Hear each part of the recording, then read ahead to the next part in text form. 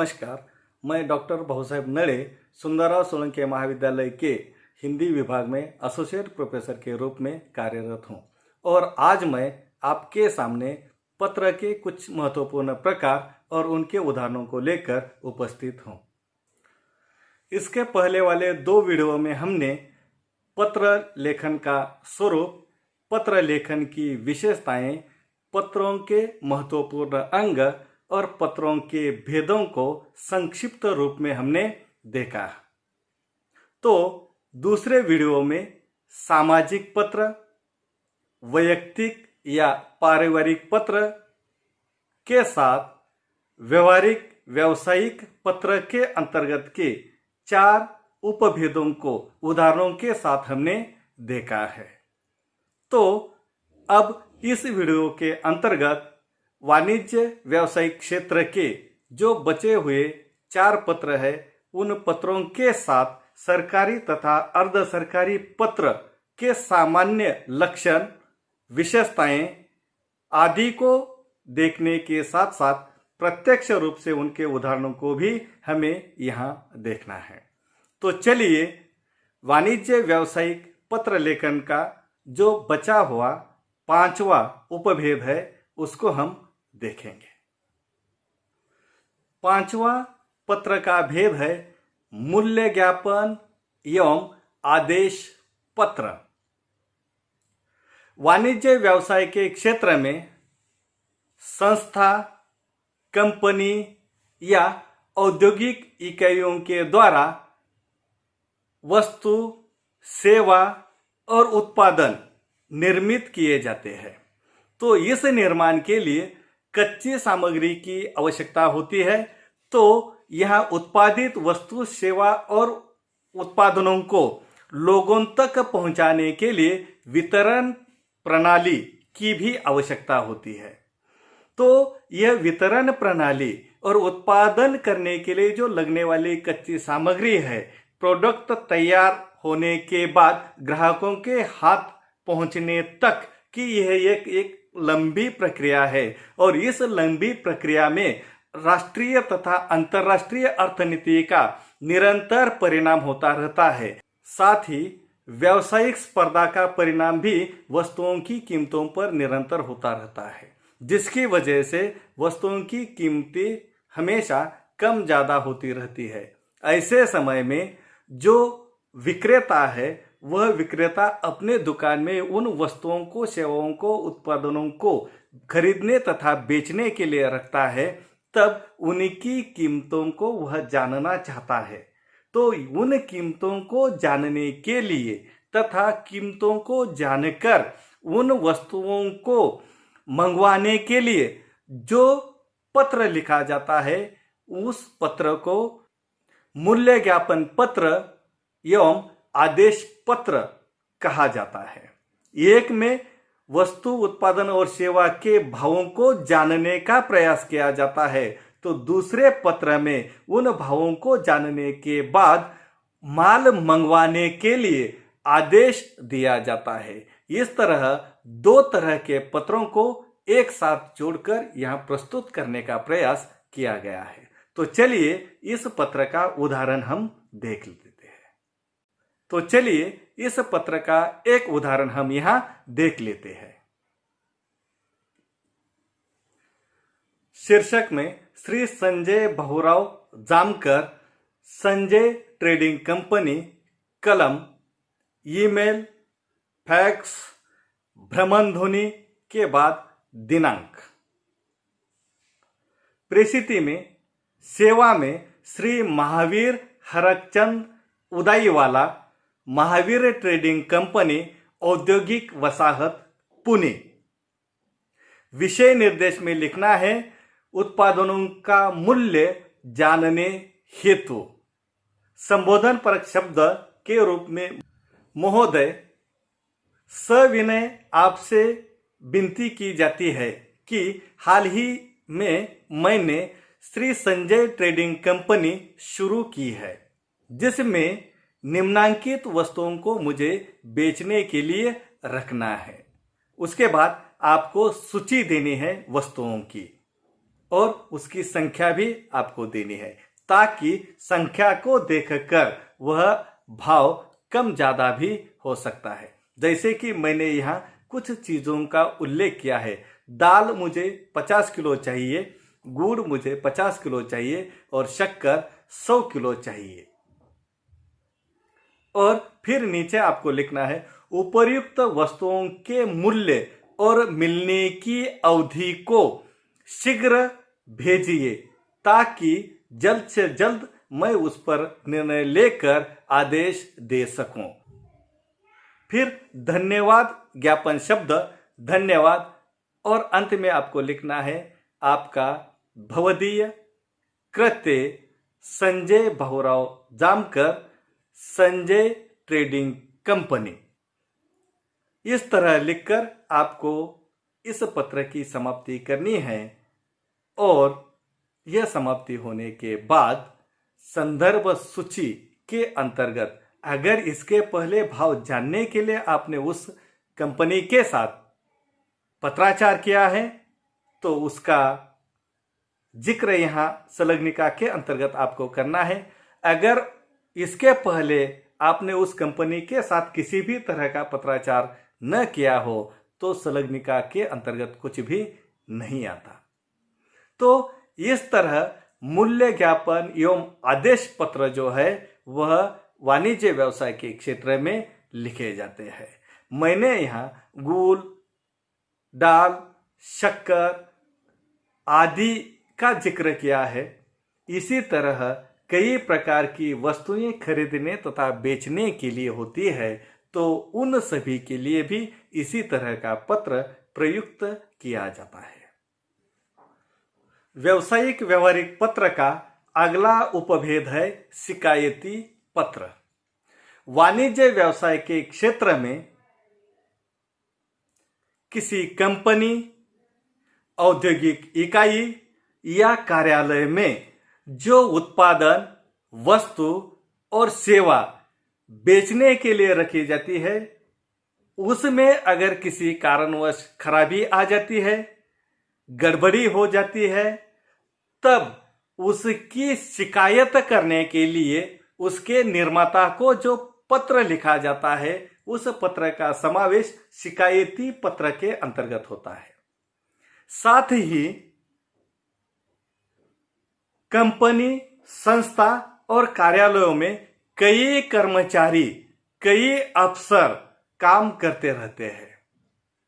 काम के दौरान अगर कोई लापरवाही बरतता है, कोई अनुचित कार्य करता है, जिससे कंपनी, संस्था या औद्योगिक इकाई का नाम खराब हो सकता है या चरित्र हनन जैसे कार्य हो जाते हैं, तब उस व्यक्ति या कर्मचारी को लेकर वरिष्ठ अधिकारी को जो पत्र लिखा जाता है वह पत्र भी शिकायती पत्र के अंतर्गत आता है।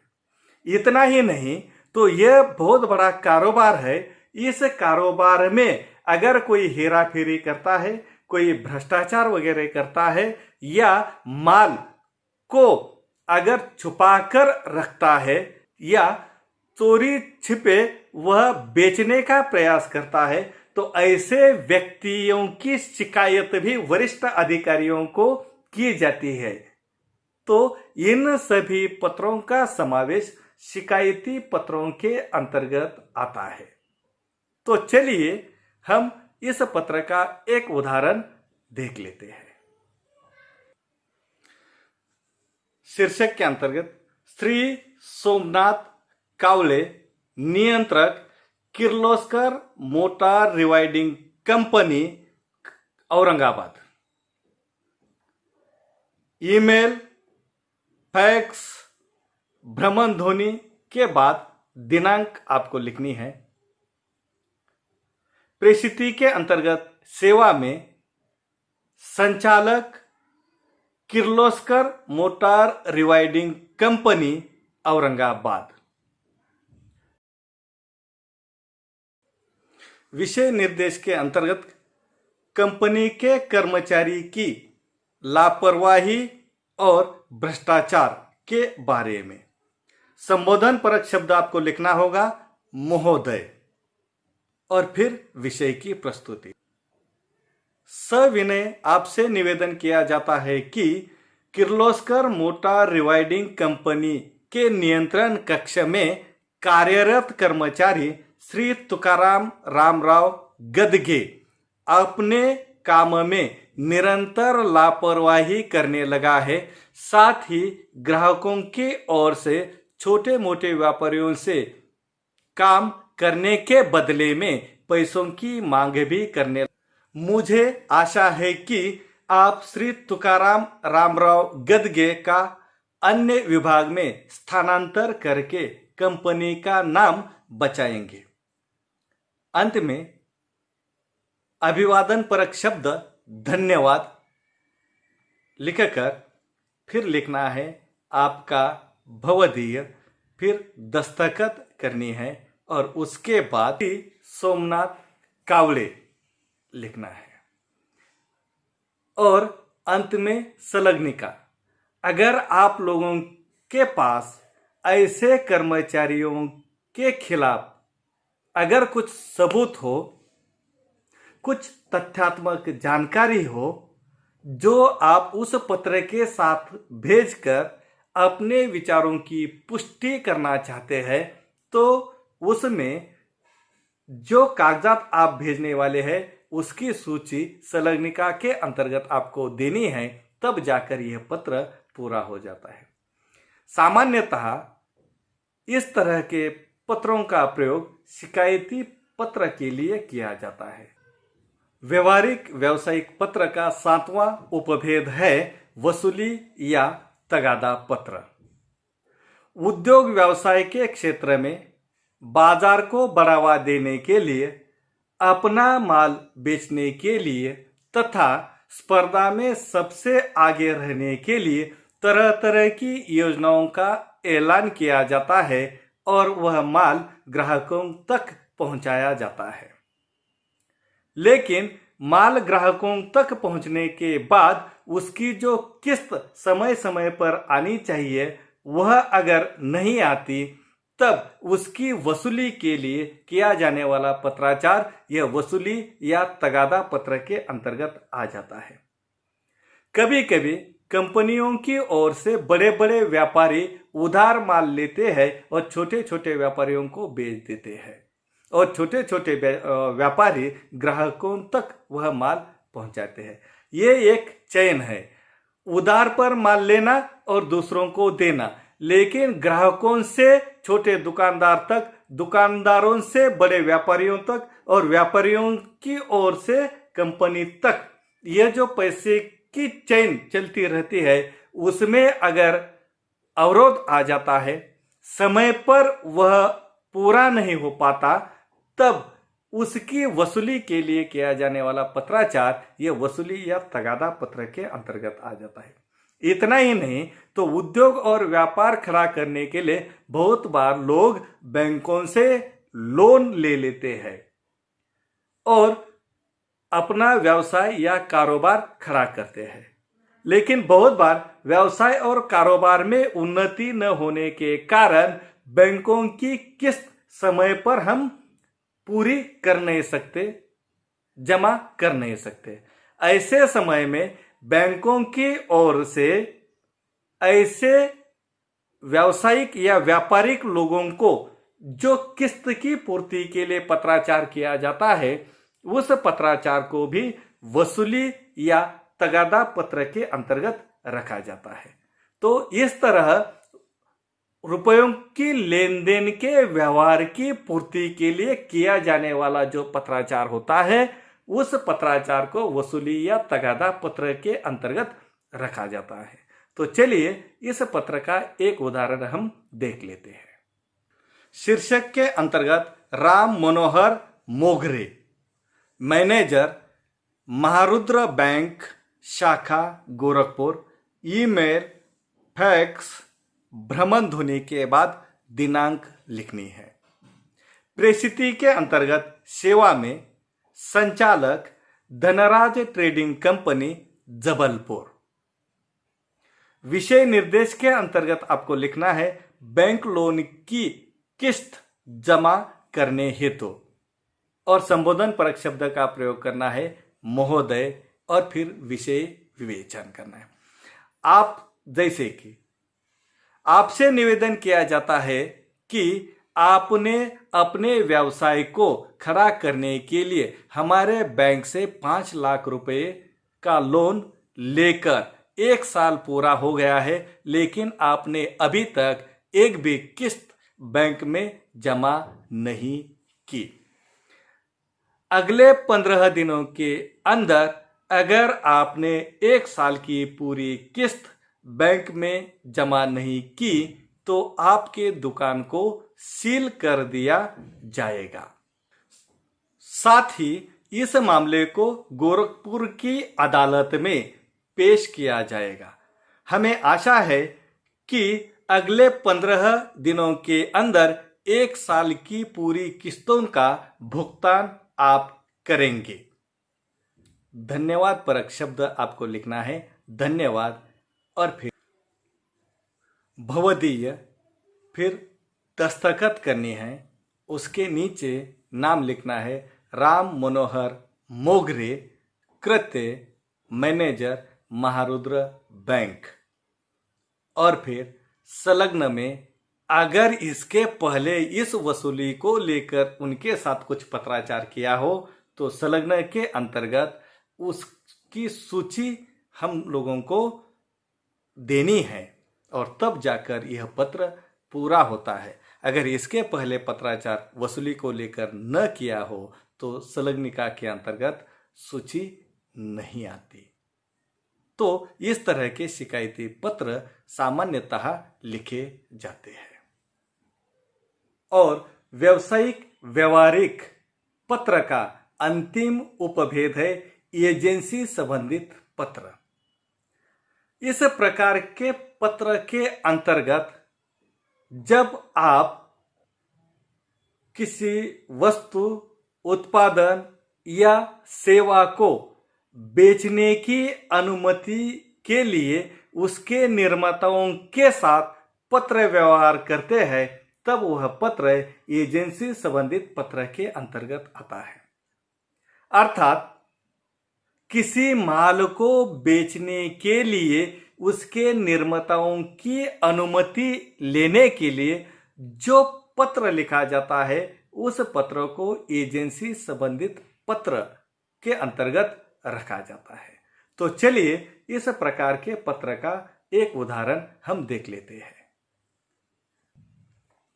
शीर्षक के अंतर्गत इंडिया कारपोरेट 649 वामन नगर औरंगाबाद, तार, फैक्स, ईमेल और अंत में दिनांक लिखनी है। उसके बाद प्रसिद्धि के अंतर्गत सेवा में मालवानी एंड सन्स, राजगुरु मार्ग, शाहदरा। विषय के अंतर्गत आपको लिखना होगा माल की बिक्री के लिए एजेंसी मिलने हेतु आवेदन पत्र। संबोधन के रूप में शब्द का प्रयोग करना होगा महोदय। मुझे आपकी कंपनी द्वारा दिए गए विज्ञापनों के द्वारा पता चला है कि आप अपने कंपनी का माल शाहदरा में बेचने के लिए एजेंसी देना चाहते हैं। हम पिछले 10 सालों से इस शहर में अलग अलग कंपनियों का माल बेच रहे हैं। हम आपको विश्वास दिलाते हैं कि आपकी कंपनी द्वारा उत्पादित माल अधिक से अधिक बेचकर आपको संतुष्ट करने का निरंतर प्रयास करेंगे। हमारा शोरूम शहर के मध्यवर्ती इलाके में है। हमें आशा है कि आप हमारे आवेदन पत्र पर विचार करके जल्द से अपनी राय हम तक पहुंचाएंगे। और अंत में धन्यवाद परक शब्द का प्रयोग करना है, धन्यवाद। फिर आपको लिखना है भवदीय, फिर दस्तखत करनी है और नीचे लिखना है कृत्य इंडिया कॉरपोरेट, श्यामलाल घुमरे, प्रबंधक। इस तरह साधारणतः एजेंसी को प्राप्त करने के लिए पत्राचार कंपनियों के साथ, औद्योगिक इकाइयों के साथ या अलग अलग कार्यालयों के साथ किया जाता है।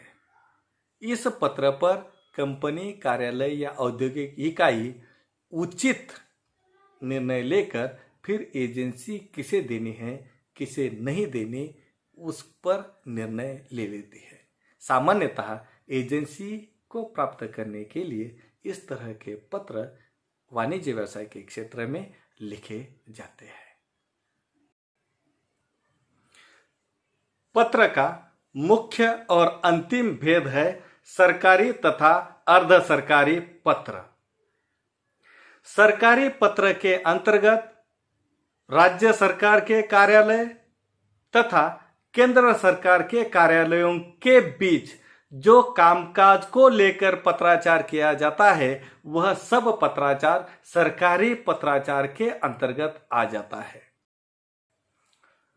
तो सरकार की अनुमति और भागीदारी से चलने वाले जो कार्यालय रहते हैं, उन कार्यालयों को अर्ध सरकारी कार्यालय हम कहते हैं और इन कार्यालयों के बीच होने वाले पत्राचार को अर्ध सरकारी पत्राचार कहते हैं। उदाहरण के रूप में LIC को हम ले सकते हैं, अलग अलग संस्थाओं को हम ले सकते हैं, महामंडलों को ले सकते हैं, अनुदान प्राप्त संस्थाओं का समावेश भी अर्ध सरकारी कार्यालयों के अंतर्गत होता है। तो ऐसे अनेक कार्यालय अर्ध सरकारी कार्यालय है जिनके अंदर कामकाज को लेकर, अन्य गतिविधियों को लेकर निरंतर पत्राचार जो है वह चलता रहता है।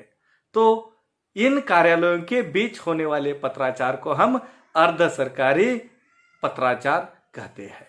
इसके साथ ही एक महत्वपूर्ण बात आप लोगों को याद रखनी होगी कि जब दो बड़े बड़े अधिकारी या अफसर आपस में विचारों की लेन देन करने के लिए अगर पत्राचार करते हैं, तो वह पत्राचार भी अर्ध सरकारी पत्राचार के अंतर्गत ही आता है। साथ ही दो बड़े बड़े अधिकारी किसी सामाजिक समस्या को लेकर चर्चा करने के लिए पत्राचार का सहारा लेते हैं, तो वह पत्राचार भी अर्ध सरकारी पत्राचार के अंतर्गत आता है। इस बात को भी हमें याद रखने की आवश्यकता है। तो एक प्रकार से कहे तो अर्ध सरकारी कार्यालय के अंतर्गत होने वाला पत्राचार या दो बड़े बड़े अफसरों के बीच होने वाला पत्राचार, यह अर्ध सरकारी पत्राचार कहलाया जाता है। दोनों के मूल में सरकारी कामकाज को लेकर बातचीत होती रहती है, गतिविधियों को लेकर बातचीत होती रहती है, सामाजिक समस्या को लेकर चर्चा होती रहती है। तो इन विषयों को लेकर कार्यालय या अफसरों के बीच होने वाले पत्राचार को हम अर्ध सरकारी पत्राचार कहते हैं, अर्ध सरकारी पत्राचार कहते हैं। तो चलिए हम उसका एक उदाहरण देखेंगे। शीर्षक के अंतर्गत रामभाऊ सदाभाऊ खुर्टे ब्रैकेट में IAS जिलाधिकारी उस्मानाबाद, उनका ईमेल, फैक्स, भ्रमणध्वनि और अंत में दिनांक लिखनी है। प्रेषिती के अंतर्गत सेवा में लिखकर समाधान अरसुड़े ब्रैकेट में IPS नीचे लिखना है, वरिष्ठ पुलिस अधीक्षक उस्मानाबाद। विषय गणेश उत्सव में उमड़ने वाली भीड़ नियंत्रण के हेतु। संबोधन परक शब्द का प्रयोग करना है यहाँ, प्रिय समाधान जी, और फिर विषय की प्रस्तुति करनी है। जैसे कि अगले 2 दिन बाद गणेश जी का विसर्जन पर्व शहर में होने वाला है। इस पर्व में भीड़ का फायदा लेते हुए लूटपाट अधिक मात्रा में होने की संभावना है। ऐसे समय में उस पर नियंत्रण पाने के लिए विशेष पुलिस दल के नियोजन की आवश्यकता है। परिचय देकर नीचे लिखना, आप अपने अधीनस्थ पुलिसों का एक दल बनाकर यह कार्य उन पर सौंपने का कार्य करें ताकि समय समय पर उस पर नियंत्रण रखा जा सके। इसके संदर्भ में समय समय पर आप उचित निर्णय ले सकते हैं। नीचे धन्यवाद फिर लिखना है भवदीय, नीचे दस्तखत लिखनी है और नीचे नाम लिखना है रामभाऊ सदाभाऊ खुर्टे IAS, और यह लिखने के बाद यह पत्र पूरा हो जाता है। यह एक अर्ध सरकारी पत्र का एक उदाहरण मैंने आप लोगों के सामने रखा है। तो इस तरह सामान्यतः पत्र की विशेषताएं, पत्र का स्वरूप, पत्र के अंग और पत्र के महत्वपूर्ण 4 भेद और वाणिज्य व्यावसायिक क्षेत्र में प्रयुक्त होने वाले पत्रों के 8 भेदों को 3 वीडियो के माध्यम से हम देख सकते हैं। एक नए विषय को लेकर फिर मैं आप लोगों के बीच उपस्थित हो जाऊंगा। तब तक के लिए धन्यवाद।